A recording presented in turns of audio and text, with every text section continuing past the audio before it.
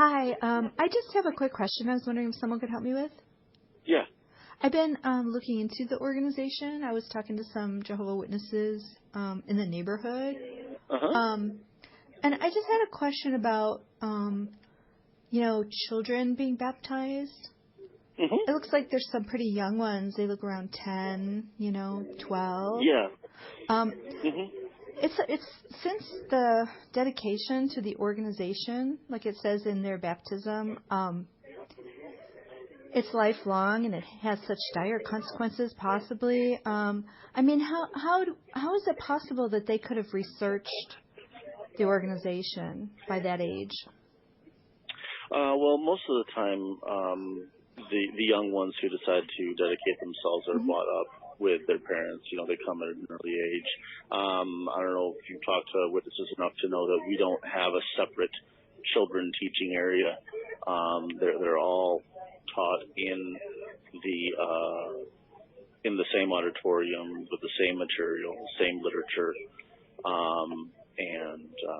lot of them, they attend public schools, so they, get to talk to people and see the different varieties of religions that, denominations that kids are brought up into. They learn that from other children, you think, at 10 and 12? Just seeing what they're, learning in church, because a lot of times, I remember when I was in junior high school and elementary school, kids would talk and, just do you think like they that would give a good representation of the teachings? I guess what I'm getting at is like the information control, that they're not really allowed to, visit any other religion. They're not allowed to take the literature of any religion. They're not allowed to tell you the truth. Yeah. To tell you the truth, there's a lot of children that wait till later on in their teenager years to dedicate their life to become baptized. I wasn't one. I did get baptized at an early age, but like my wife, she got baptized at 17. I know several people that get baptized in the late teens, early 20s. So I guess if they're still varying. in the home, I guess the same question would apply because I see so much throughout, kind of sprinkled throughout the articles and videos about, fear-mongering warning about outside sources. That's not really allowed. If you were going to buy some product or use a doctor, wouldn't you want to read reviews of people who've been there, done that? You wouldn't call them names so that people wouldn't look at it, would you? And No. that's an even more serious situation. It's a lifelong contract that many have experienced dire consequences, for getting out. Well, and that's when, we really base, any, you talk about dire consequences, that's when we base any serious wrongdoing or erring on the way Jesus taught us to teach. No, I don't mean serious erring. Just because they don't believe it's God's only channel anymore. Or something. They want to believe Jesus is their mediator or believe everyone must be born again, like Jesus said. Here's one quotation. It is especially important to avoid websites promoted by apostates. Their whole purpose is to tear down God's people and distort the truth. Now, if someone accepts that, then they cannot research from people's experiences who have been there and done that. And I think it's important to realize how many people have had their families broken up and there's suicides that have happened, and just to call them names so someone won't, consider it. There's a lot of things that a teenager even wouldn't know if they don't look at other sources because... Well, if you want, because our meeting is about to begin in a few minutes, if you want, to take down your name and my wife and I, or my wife and another lady could come by and talk to you. Oh, no, I just wanted to know what you guys thought about that because I think it's so... Well, it's actually something that a typical phone call couldn't really cover because you are asking some really valid questions. Yeah.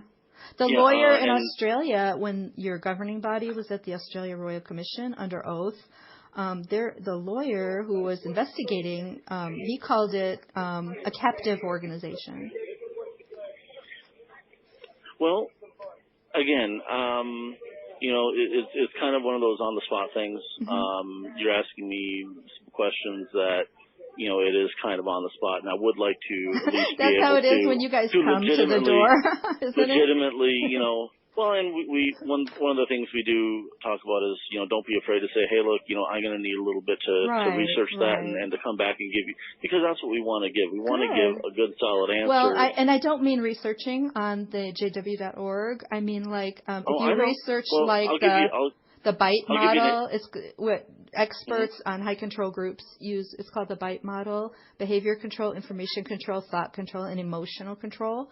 And that would be really interesting. It explains. I don't believe in believing my way just because I've read The Watchtower in the Bible and other books. I believe actually because I have read other material. What contrarian material did you read?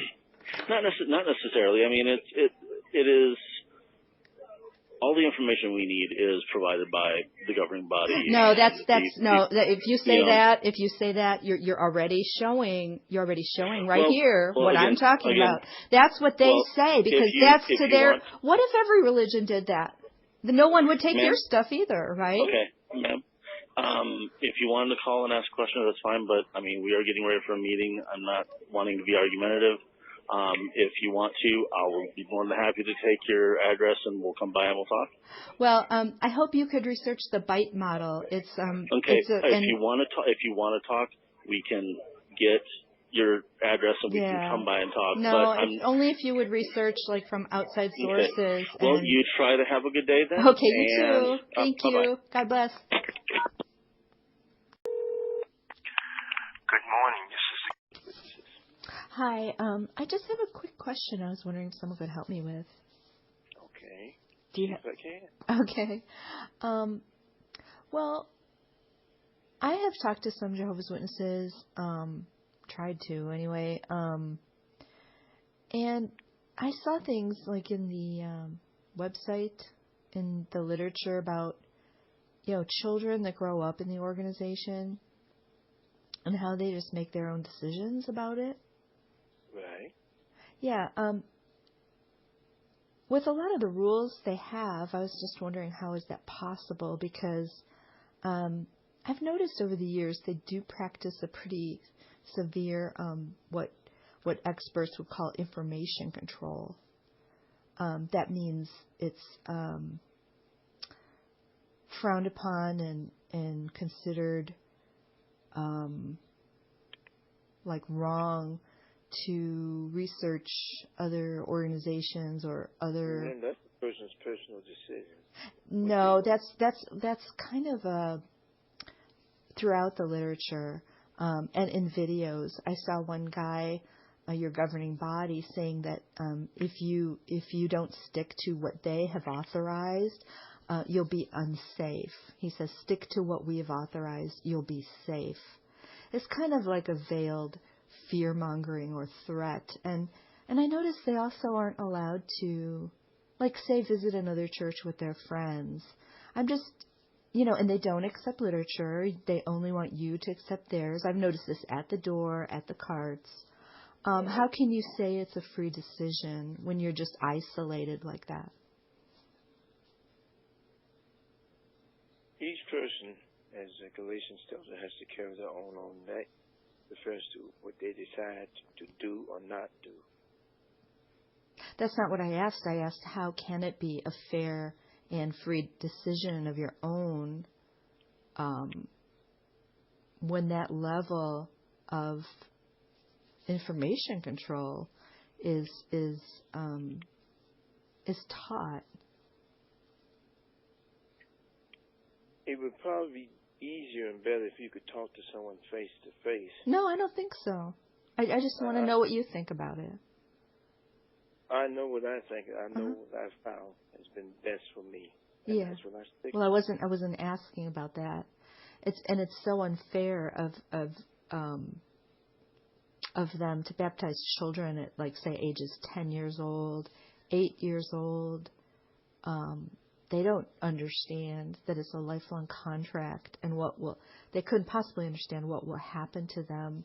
You know, so many have lost their entire family, lost their even jobs. Even jobs would fire them if they will, not go to meetings anymore or become a traditional Christian or go to a different church or something like that, I'm surprised that's even legal to do. Actually, I think some people actually have tried to sue them for that. I don't think that's even legal if you want to pursue, legally.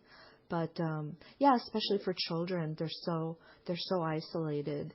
Calling other friends worldly and bad association is just very isolating. It's not a free decision. I really can't help you unless we were talking face to face. Why? Why is that? You guys don't like phones or what? I mean, what's the problem about that? It's better to talk face to face. No, you guys phone witness. Why do you do that?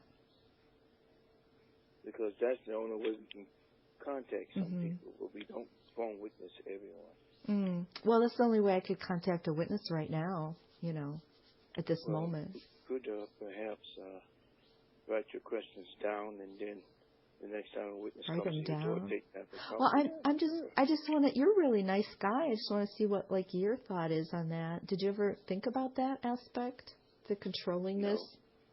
No. Why do you think they're so paranoid? Oh, I'm sorry. Excuse me. Someone was asking me something at the same time. Okay. Why do you think they're so paranoid? Like, I go to church. I've been a Christian since I was young, and I've never had anyone tell me I can't read the Watchtower. Excuse me for a second. Yeah. I don't know. Okay.